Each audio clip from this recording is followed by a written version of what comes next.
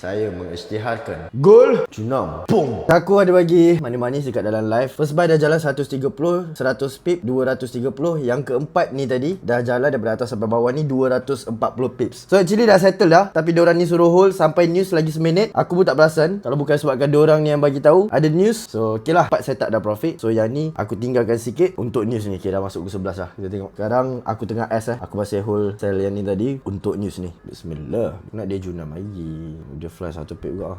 Ni spike ke apa ni? You wanna see the magic? Dengan ini saya mengisytiharkan gol Junam. Boom. Angkara Messi. Kita dah biru-biru 170 pips. Aku tadi korang ajak hold, aku dah hold tau. Sekarang ni nak collect ke nak hold ni? Collect.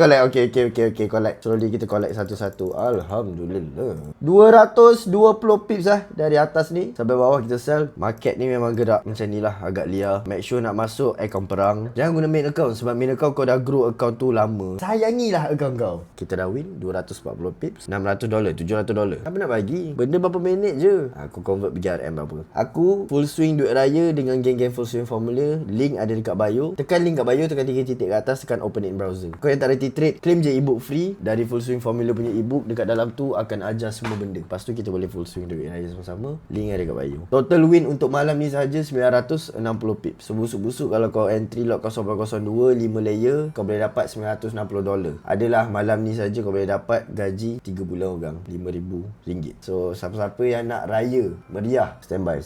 We're about to fly.